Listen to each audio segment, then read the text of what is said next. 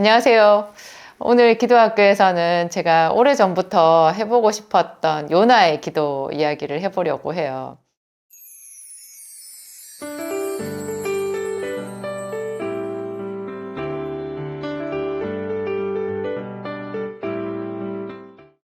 요나는 앞에 꾸며주는 말이 꼭 붙잖아요. 그냥 요나가 아니라 불순종한 요나, 이런 말이 붙어요. 제 아는 사람이 자기 딸 이름을 요나라고 붙였더니 사람들이 다 말렸대요. 왜 불순종한 요나라는 그 이름을 딸에게 주냐. 나름 그분은 기도해서 그 딸 이름을 붙였거든요. 딸 이름으로 쓰기에 사실 요나는 남자 이름이기는 하지만 우리나라 어감으로는 요나, 아주 예쁜 여자 이름 같기도 해요. 요나는 사실 굉장히 깊은 기도의 사람이고요. 성경에는 소선지서에 들어가서 짧게 이게 4장으로 끝이 나고 우리 뭐 금방 읽어요. 너무 금방 읽죠. 그리고 또 주일학교에서 뭐 물고기 뱃속에 있는 요나 이런 거를 연극으로도 아마 하는 거를 많이 보았을 거고요. 그래서 쉽게 생각할 수 있는데 이 요나를 예수님께서 언급을 하시거든요. 예수님이 어떤 바리새인들이 와가지고 자꾸 예수님을 시험하면서 표적을 보여달라고 그러는 거예요. 네가 그리스도냐? 네가 무슨 선지자냐? 네가 하나님께로서 왔느냐? 그러면 우리가 믿을 수 있게 표적을 보여봐라. 예수님은 이미 헤아릴 수 없는 많은 표적을 행하셨는데도 그 사람들이 이제 못 믿겠다는 거죠. 그래서 계속 예수님을 시험했는데 그때 예수님께서 선지자 요나의 표적밖에는 너희에게 보일 것이 없다. 이런 말씀을 하세요. 엘리야의 표적도 아니고 엘리사의 표적도 아니고 무슨 모세의 표적도 아니고 표적이라고 할 것도 없는 요나의 표적을 얘기를 하셨을까요? 좀 뜻밖인데요. 그 뒤에 예수님께서 하시는 말씀이 요나가 밤낮 3일을 물고기 뱃속에 있었던 것 같이 인자도 당신 자신도 밤낮 3일을 땅속에 있을 것이라고 얘기하셨어요. 무덤에 있을 것이라고 말씀하셨어요. 그 당시 제자들도 그렇고 사람들도 무슨 말인지 도저히 이해할 수 없었을 거예요. 이미 그 예수님의 구원 사역을 성경을 통해서 다 공부하고 알고 있는 우리에게도요, 이 부분은 쉽지 않아요. 예수님의 표적을 보여달라고 하는데 왜 요나의 표적? 요나가 3일 물고기 뱃속에 있었던 것처럼 당신이 무덤 속에 있어야 될 것이라고 그렇게 말씀을 하셨나. 그것이 무슨 표적이라는 뜻인가 깊은 묵상이 있어야만 알 수 있어요. 이 요나는요, 저는 우리 모두가 배워야 되는 어떤 하나님의 사람으로서의 성품을 고스란히 갖고 있는 그런 아주 좋은 분이라고 생각이 들거든요. 요나는 성격이요, 그 요나의 성품이 굉장히 단순해요. 그러니까 영어로 말하는 게 좀 더 쉬운데요. 한마디로 심플한 거죠. 사람이 그냥 우리 왜 그런 거 있잖아요. 주변 사람들한테 말했는데, 저 사람은 속을 알 수가 없어. 분명히 여기서는 뭐라고 해놓고 돌아서서 하는 행동을 보면 또 그게 아니고 뭘 생각하고 있는지 속을 알 수가 없어. 이런 경우 있잖아요. 그런데 그런 사람들은 신앙생활을 하고 하나님과 동행할 때 상당히 좀 어렵거든요. 하나님과 깊은 어떤 대화를 하고 동행하는 그런 그 영적인 사람들은요, 제가 책을 통해서 이렇게 많이 접해봐도요, 그분들은 항상 심플하시더라고요. 깜짝 놀랄 정도로 단순해요. 그냥 하나님께서 말씀하실 때 그거를 순종하던 불순종하든 그냥 그것이 분명한 거예요. 그래서 하나님께서 그런 사람들을 다루기가 쉬우신 것 같아요. 요나는 싫은 거는 딱 싫은 거잖아요. 싫어서 하나님께서 그렇게 말씀하셨을 때 그냥 자기가 들은 척 못 들은 척하고 그냥 가만히 있는 것이 아니라 딱 싫은 내색을 해요. 그래서 바로 니느웨로 가지 않고 니느웨랑 정반대로 니느웨로 가서 그 아수르의 수도인 니느웨로 가서 하나님의 심판을 선포하라 그랬거든요. 하나님이 그 하나님의 어떤 속뜻이요, 니느웨를 정말 심판하고자 하시는 게 아니라 니느웨의 심판을 돌이키고자 하는, 사랑과 자비를 베풀고자 하는 그런 내심이었어요. 요나는 그거를 잘 알고 있었던 거예요. 하나님이 심판하시려면 그냥 심판하시지 뭐하러 심판의 메시지를 전하냐는 거죠. 그것은 하나님께서 니느웨를 고치시기 위함이었고, 정말 이스라엘의 원수가 되는 이스라엘의 원수가 되는 그런 니느웨에게 하나님께서 자비를 베풀고자 하는 수순이었다라는 것을 요나는 잘 알았던 거예요. 그래서 그냥 바로 그게 싫었고 정반대로 가버렸어요. 멀리 도망을 가버렸어요.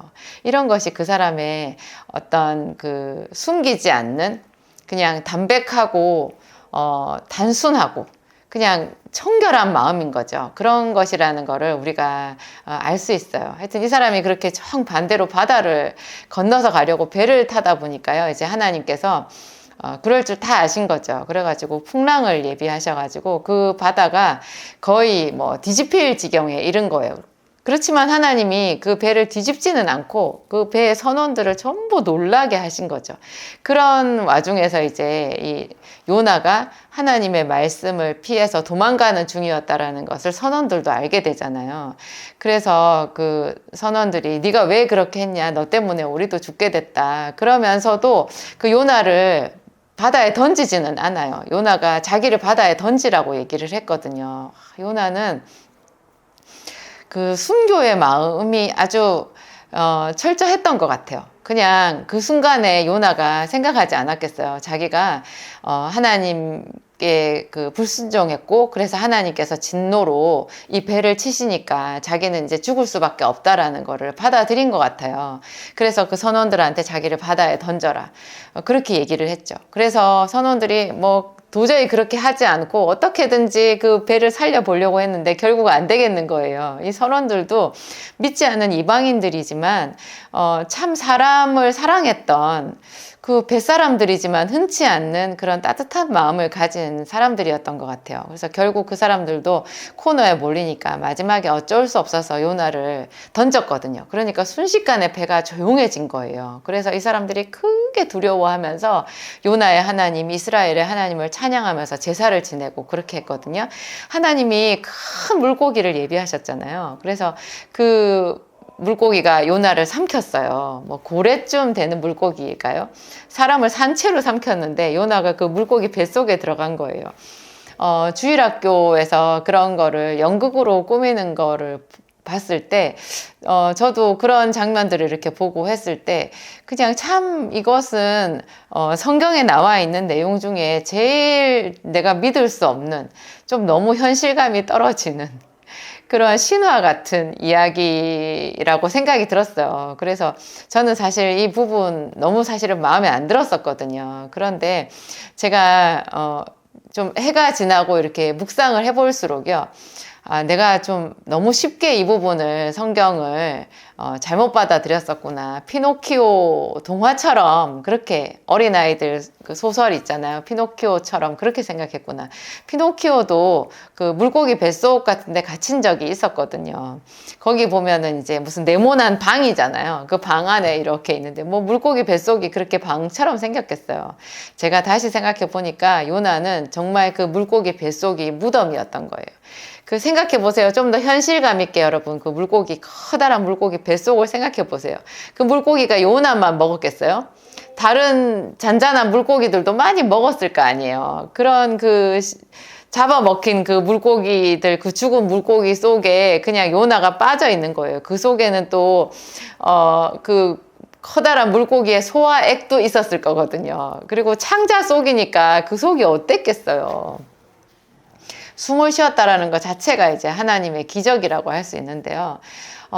살 수가 없는 곳이죠. 그냥 예수님께서 밤낮 3일을 땅 속에 있어야 된다. 그 땅 속처럼 말씀하신 것이 바로 물고기 뱃속의 요나의 모습이었던 거예요. 땅 속이라고 생매장된 어떤 사람의 모습? 이렇게 생각하면 되지 않을까. 제가 그런 마음이 들더라고요. 거기서 기도한 요나의 모습이 나오는데요. 그게 요나서 2장에 나오거든요. 저는 대학교 2학년 때인가 3학년 때 요나서 2장을 도서관에서 묵상하면서 크게 눈물을 흘린 적이 있어요. 여기 요나서 2장 4절에 보면요. 내가 말하기를 내가 주의 목전에서 쫓겨났을지라도 다시 주의 성전을 바라보겠다 하였나이다. 요나가 하나님의 진노를 느낀 것 같아요. 자기가 잘못했고 하나님께서 자기를 버리셨다. 차갑고 냉정하지 않았겠어요. 예수님도 십자가 위에서 그 자신을 버리고 등을 돌리신 하나님을 경험한 거예요. 그래서 예수님이 십자가상에서 엘리 엘리 라마 사박다니, 나의 하나님 어찌하여 나를 버리셨나이까, 이렇게 부르짖으셨잖아요. 사실 십자가에 못 박히고 채찍에 맞아서 살이 찢기고 하는 그런 것도 다 옷이 벗겨지고 당하는 그런 수치심 같은 것은 이런 하나님께로부터 버림받았다는 하나님께로부터 오는 그 차가운 기운, 그런 것에 비하면 작은 것일 수 있어요. 하나님과 단절된 그 느낌이 예수님께 가장 큰 고통이었을 거거든요.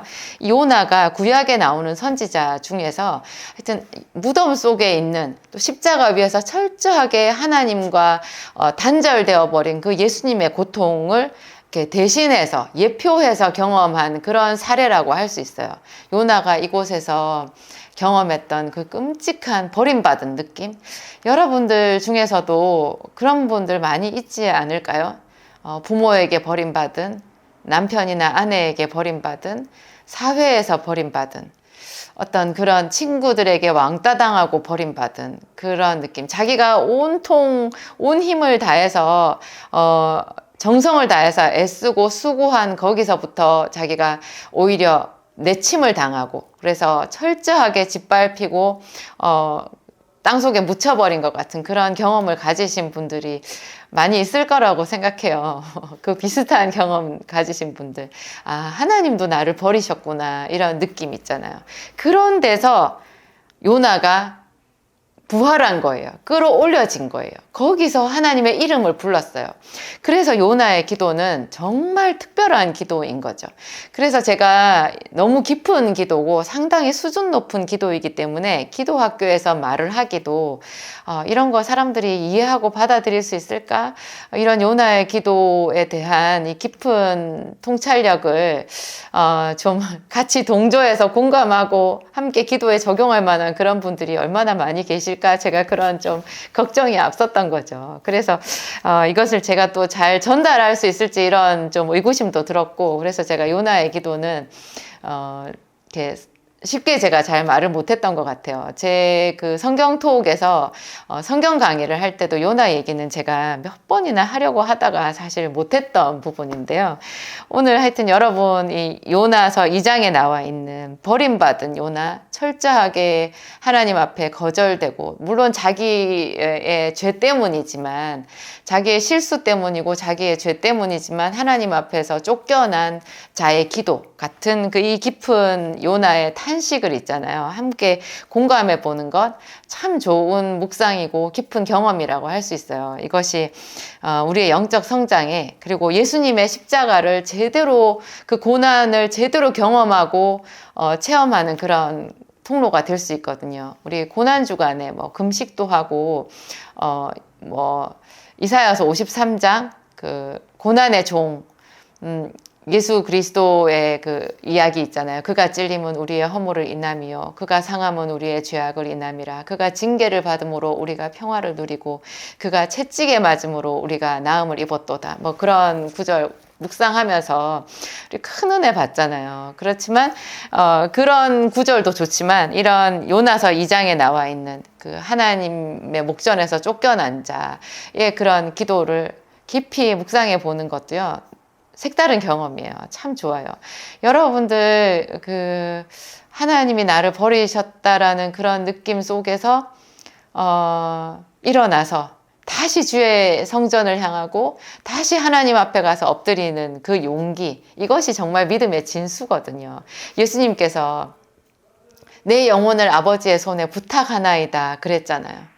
등을 돌려버린 아버지 앞에. 그러니까 예수님은 당신 자신은 죄가 없고 완전한 하나님의 아들로서, 하나님으로서 깨끗하셨지만, 그 순간에 십자가를 지신 순간에는 인류의 죄를, 우리 모두의 죄를 다 짊어지신 거잖아요. 그래서 철저하게 하나님 앞에 버림을 받을 수밖에 없었어요. 그래서 나의 하나님 어찌하여 나를 버리셨나이까 이렇게 부르짖으셨고요. 그리고 그 마지막에 숨이 거둬질 때 내 영혼을 아버지의 손에 부탁하나이다 하면서 숨을 거두셨어요. 이것이 우리 모든 그리스도인들이 쫓아야 되는 그 예수님의 길이거든요. 누구든지 나를 따라오려거든 자기를 부인하고 자기 십자가를 지고 나를 쫓을 것이니라 그렇게 말씀하셨잖아요. 하나님이 나를 버리셨구나. 내가 그렇게 기도했는데 하나님 내 기도 들어주지 않으셨어. 내가 그렇게 기도했는데 우리 엄마가 그렇게 기도했는데 결국 엄마 돌아가셨어. 하나님이 계시면 왜 그런 일이 생길까? 이렇게 생각한 것이 요나의 마음인 것 같아요. 그렇지만 요나는 거기서 돌이켰거든요. 그 처참한 물고기 뱃속에서 찐득찐득한 소화액 속에서 막 묻혀가지고 요나의 얼굴이 어떻게 됐겠어요. 거기서 다시 하나님을 바라본 거예요. 그리고 물고기의 그 뱃속에 들어가기 직전에요. 요나가 어디까지 내려갔는지도 참 신기하게 나와 있거든요. 요나서 아까 2장 제가 4절을 읽었는데 2장 5절부터 보면 있죠. 물이 나를 둘렀으되 영혼까지 하였고 기품이 나를 애웠고 바다 풀이 내 머리를 감쌌다는 거예요. 바다풀이. 그 바다풀이 바닷물 한 중간에 있지 않잖아요. 저 깊이 산의 뿌리까지 내려갔다고 그랬거든요. 그 깊이 요나가 뽀글뽀글 이렇게 그 물속으로 계속 잠긴 거예요. 여러분 머릿속에 그려지세요? 저는 그려져요. 요나가 그 물속에서 눈을 떴을 것 같아요. 제가 언제 한번 깊은 곳은 아니지만 어렸을 때 물에 빠진 적이 있었거든요. 물에 빠져서 눈을 떴더니요. 제 눈앞에 그냥 다 물이고 제 입에서 코에서 거품이 이렇게 올라가더라고요. 뽀글뽀글. 그러면서 제가 물 밑으로 이렇게 잠겨지는 거예요. 그런 게 상상이 되더라고요. 점점 이렇게 천천히 물속으로 더 깊이 내려갔더니 이게 이제 그 바다 풀까지 내려간 거예요. 거기서 바다 풀이 자기 머리를 감싸는 거를 느낀 거죠. 그 다음에 큰 물고기가 와서 요나를 삼킨 거예요. 하나님은 우리를 낮추실 때 있죠. 이렇게 바다 뿌리까지 낮아지는 그런 느낌이 들게 하실 때도 있어요. 근데 하나님은 정말 사랑이시라 커다란 물고기를 예비하셔서 요나를 삼키게 하시고요. 그 물고기 뱃속 같은 찐덕찐덕한 그 구덩이 같은 곳이라고 해도 우리가 숨을 쉴 수 있게 마지막 기도를 하고 하나님께 부르짖을 수 있는 어떤 그런 틈을 주시거든요. 그 틈에 요나가 기도를 했고요. 하나님이 그 요나의 기도를 기쁘게 받으셨어요. 나는 감사하는 목소리로 주께 제사를 드리며 나의 서원을 주께 갚겠나이다. 구원은 여호와께로서 말미암나이다. 이렇게 했어요. 요나의 기도는 무슨 교향곡 같아요. 베토벤의 교향곡, 제가 좋아하는 교향곡이 있는데요. 바이올린 협주곡 이런 것도 너무 좋거든요. 그 극적인 어떤 드라마 이런 거를 넘어서 진짜 그 마지막에 멋지게 마무리되는 그런 그 마침 있잖아요. 그런 부분 같아요. 거기서 이제 여호와께서 그 물고기에게 명하심에 요나를 육지에 토하니라. 물고기 너무 멋있죠. 물고기가 그 큰 물고기가요. 어떻게 바닷가까지 갔을까요? 물고기도 참 하나님께 헌신한 것 같아요. 토했잖아요. 토해서 그 물가에 내놓으려고 하면은 이 물고기, 커다란 물고기도 잘못하면 죽을 수 있을 정도로 그렇게 얕은 물로 가야 되거든요. 그런 상황이에요. 그렇게 나와서 이제 요나가 니느웨로 갔는데요. 참 요나의 몰골도 말이 아니었을 거예요. 그죠? 꼴이 어떤 꼴이었을까요? 상상을 못 하는데 하여튼 그 꼴을 해서 다시 걸어서 니느웨까지 간 거예요. 재밌는 거는 요나가 그 니느웨 성읍이 사실 3일 길이었다고 나오거든요. 요나는 딱 하루만 외쳐요. 그렇게 하나님 앞에 찬양하고 자기 죄를 회개하고 해놓고는요. 그래도 자기 속에 자기 의가 있는 거예요. 그래가지고 3일 길인데 하루 길만 행하면서 딱 한마디 해요. 40일이 지나면 니느웨가 무너지리라. 뭐 다른 구체적인 이야기 하나도 없어요. 저는 요빠에 있었던 그 사도행전에서 요빠에 있었던 그 베드로가요. 백부장 고넬료에게 초청을 받잖아요. 하나님께서 3번이나 환상을 열어주셔가지고 이방인의 집에 가게끔 만드시거든요. 하나님께서 거룩하다고 한 것을 네가 속되다고 하지 말라. 그런 아주 유명한 환상을 3번이나 보여주셨어요. 그래가지고 이방인의 집에 그 백부장 고넬료의 집에 갔는데 거기 가가지고 백부장 고넬료의 앞에서 베드로의 입에서 나오는 말이 저는 이 요나의 말 같은 느낌이 들더라고요. 나를 왜 불렀느냐? 이렇게 말해요. 나를 왜 불렀느냐?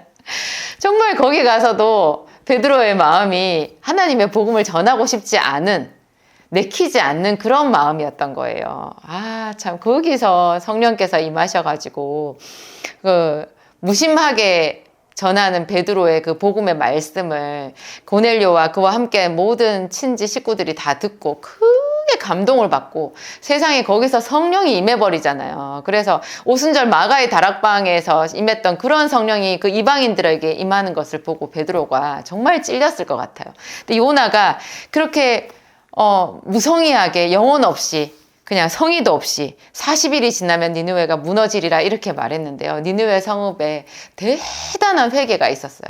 엄청난 일이 있었어요. 그것이 또 요나에게 너무 큰 시험이 된 거였죠. 요나는 정말 그런 게 싫었던 거예요. 자기가 자기 민족을 그렇게 괴롭혔던 철천지 원수였던 너무나 잔혹했던 이 니느웨 아수르의 니느웨 사람들이 회개하고 그 하나님의 진노가 물러가는 것을 보고 정말 견딜 수 없는 고통을 느꼈던 거죠. 역사적으로 보면 아수르가 가장 잔혹했다고 나와요. 이 요나가 분노했던 것을요, 우리가 손가락질 할 수 없더라고요. 여러분의 형제와 부모와 뭐 그런 사람들을 잔혹하게 한 그런 원수에 대해서 예수님께서 하나님께서 그런 용서하라고 말하면 우리 쉽게 용서가 돼요. 우리 용서 못하는 그것만 봐도 요나를 10분 이해할 수 있어야 돼요. 근데 하나님은 요나를 참 사랑하시고요. 니느웨에 있는 그 많은 몇만 명이 엄청나게 많은 사람이 있었다고 얘기하거든요. 좌우를 분변치 못하는 자가 이 니느웨에 12만 명이나 있다고 하나님이 그렇게 말씀하세요. 근데 제가 보기에는 니느웨에 있는 12만 명을 아끼는 것보다 하나님은 요나를 더 사랑하셨다라는 걸 알 수 있어요. 이것을 지금 우리에게 적용하면요. 하나님은 어떻게 보면 믿지 않는 세상 사람들에게 더 많은 복을 주시고 그들은 기도도 안 하고 지멋대로 살아도 평안하고 잘 사는 것 같고 하나님께 기도하는 나는 더 가난하고 보잘것없고 능력도 없는 것 같지. 하나님은 나에게 인색하신 것 같이 그렇게 생각될 수도 있어요. 하지만 이 요나서를 더 자세히 묵상해 보면 정말 하나님이 나 같은 이 보잘것없는 사람, 주의 이름을 부르는 나 한 사람을 더 사랑하신다라는 것을 알 수 있어요. 하나님은 왜 말 안 듣는 요나를 사용하셨을까요? 말 안 듣는 요나를. 하나님이 이 니느웨에 대한 그런 하나님의 사명을 감당할 만한 또 다른 종이 없어서 요나를 썼을까요? 그게 아니고요. 하나님은 어떤 일의 효율도 당신께서 원하시는 어떤 역사함을 이룰 그 효율도 중요하지만 하나님은 또 그 한 사람을 사랑하시는 거예요. 하나님은 요나를 가르치기를 원했어요. 우리에게 지금 여러분에게 어떤 감당해야 되는 십자가, 남편이 여러분을 괴롭게 하시나요? 아내가 여러분을 괴롭게 하시나요? 자식이 속을 썩이나요? 아니면 여러분 자신이 어떤 일이 안 돼가지고 고통을 당하시나요? 과거의 어떤 상처 때문에 너무나 큰, 무거운 짐이 있으신가요? 그런데 하나님은 있잖아요. 그런 과제를 통해서 우리 자신에게 은혜를 주시기를 원하는 거예요. 그것이 하나님의 선하신 계획인 거예요. 말 잘 듣는 사람, 그러면 하나님은 쉬우시겠죠. 그런데 요나를 통해서 요나를 가르치고 요나에게 하나님의 선하심 그 사랑을 일깨워 주시기를 더디지만 하나님 자신의 어떤 니느웨의 그 심판을 뒤로 돌이키게 하는 이런 하나님의 큰 사역을 이루는 데는 다소 비효율적이었다 할지라도요. 요나를 통해서 하나님은 요나까지도 사랑하시고 일깨워 주시는 그런 하나님의 사랑을 나타내고 싶으셨던 것 같아요. 이 요나서는요, 저는 그래요. 현대 단편 소설의 어떤 묘미 같은 것이 느껴져요. 현대 단편 소설은 우리 조선시대나 그 이전에 있었던 그런 권선징악적인, 문학적으로 얘기하면 좀 옛날 구소설 있잖아요. 그런 거 보면 뻔한 이야기 나오잖아요. 그래서, 우리가 생각하는 것보다 더 완벽하게 이렇게. 그래서 왕자와 공주는 잘 살았습니다. 이렇게 끝나면 싱겁잖아요. 어떤 현대 단편 소설은 여백이 있고 독자들이 생각할 그 나머지 부분을 생략해가지고요. 우리가 스스로 상상해서 할 수 있는 그런 여백을 남겨두거든요. 이게 요나서가 딱 그래요. 사도행전도 그렇잖아요. 결말이 없어요. 그냥 요나서도요, 하나님께서 하물며 이 큰 성읍 니느웨에는 좌우를 분변치 못하는 자가 12만여 명이요 육축도 많이 있나니 내가 아끼는 것이 어찌 합당치 아니하냐. 요나를 깨우치는 마지막 말씀이거든요. 그 뒤에 요나가 그 말씀을 듣고 돌이켰더라, 깨우쳤더라, 회개했더라 이런 말을 싹 생략했어요. 이것은 무슨 뜻이겠어요? 지금 우리들에게 하나님이 생각할 시간을 주시는 거예요. 생각할 공간을 주시는 거예요. 너희 자신을 돌아보라는 거죠. 저는 이런 말씀을 가지고 우리가 기도하는데 활용하면 참 좋겠다는 생각이 들어요. 여러분, 성경 말씀은 우리가 신학자가 아니잖아요. 신학하시는 분들도 분명히 이 세상에 있어야 되는데요. 우리 일반 대다수의 사람들은 이 성경 말씀을 기도를 위해서 활용할 줄 알아야 돼요. 기도를 위해서. 그래서 성경 자체의 어떤 논쟁을 위해서 성경을 끝도 없이 파고 들어가는 것은 저는 좀 피해야 된다고 보는 입장이거든요. 그래서 기도를 더 깊이 하기 위해서 성경 말씀을 항상 봐야 되고요. 하나님과 더 깊은 교제를 위해서 설교 말씀을 들어야 되는 거예요. 그런 하나님의 선하신 뜻을 내가 깨닫고 배우기 위해서 그런 배움이 있어야 우리가 더 제대로 된 하나님 앞에 기도를 할 수 있고 그 기도를 통해서 내가 하나님의 사랑을 느끼고 그죠? 하나님의 백성으로 더 온전해져 갈 수 있고 천국으로 가는 이 길을 뚜벅뚜벅 흔들림 없이 걸어갈 수 있는 거거든요. 이 기도의 힘이 있지 않으면 우리는 마귀의 전략에 속을 수밖에 없고 항상 하나님께 받아도 마귀에게 늘 도적질 당하고 뺏기고 헛발질하는 인생을 살아가는데요. 이런 능력 있는 기도를 하게 되면 나 자신만 복을 받을 뿐만 아니라 주변을 밝히잖아요. 이런 깊은 기도, 능력 있는 기도를 위한 말씀을 항상 생각하셔야 돼요. 그래서 이 요나서도 하여튼 여러 가지로 우리의 기도를 한층 더 업그레이드하는 그런 좋은 말씀이라는 생각이 들고요. 제가 하여튼 이 4장에 나와 있는 그 박넝쿨의 비유도 여러분들에게 말씀드리는 날이 왔으면 좋겠어요. 이 부분도 정말 묵상할 부분이 많이 있는데 오늘 이야기는 제가 여기까지 하고요. 여러분들에게 좀 더 나은 모습으로 다음 시간 찾아뵙도록 하겠습니다. 기도하겠습니다. 하나님 감사합니다. 요나를 사랑하신 하나님을 찬양합니다. 불순종했지만 정말 하나님을 의지했고 그 차가운 하나님의 등돌림 앞에서도 물고기 뱃속에서도 주의 이름을 찬양하며 자기의 죄를 토해놓을 수 있는 그런 사람이었습니다. 하나님, 그런 요나의 깨끗한 마음을 배우고자 합니다. 성령님 오시옵소서. 이 요나가 물고기 뱃속에 갇혔던 것은 또 깊은 바다 풀까지 내려갔던 것은 예수 그리스도의 고난을 체험하는 그런 귀한 사건이었습니다. 예수님은 말씀하셨습니다. 요나의 표적이라고 말씀하셨습니다. 우리가 당하는 고통도 예수 그리스도께서 당하신 고통처럼 잘 참았을 때 상급이 있는 줄 믿습니다. 그리스도가 이와 같이 자기 고난을 통과하고 하나님의 영광에 들어가는 것이 아니냐 그렇게 말씀하신 적이 있습니다. 엠마오로 가는 제자들에게 주님 그렇게 말씀해 주셨습니다. 하나님, 우리 중에 고통당하는 자가 많이 있고 몸이 아픈 자도 많고 하나님 슬픔의 눈물 속에서 탄식하는 사람들도 많이 있습니다. 하나님 원하오니 그들에게 힘을 주시고 하나님 그 고통을 잘 통과할 수 있도록 크신 하나님 앞에 간구하며 기도하여서 하나님 3일 만에 예수님께서 부활하신 것 같이 놀랍게 일어설 수 있도록 이끌어 주시옵소서. 하나님은 우리의 기도를 들으십니다. 우리의 눈물을 당신의 병에 담으십니다. 하나님을 찬양합니다. 하나님, 우리도 수시로 요나처럼 불순종하지만 요나처럼 깊은 회개를 하지 못할 때가 많습니다. 성령님 오셔서 우리를 조명하시고 우리를 선한 길로 인도하여 주시옵소서. 반복하여 짓는 죄가 있는지 깨달아 알게 하시고 더 선한 마음으로 청결한 양심으로 주를 섬길 수 있도록 인도하여 주시옵소서. 감사하오며 예수님의 이름으로 기도하였습니다.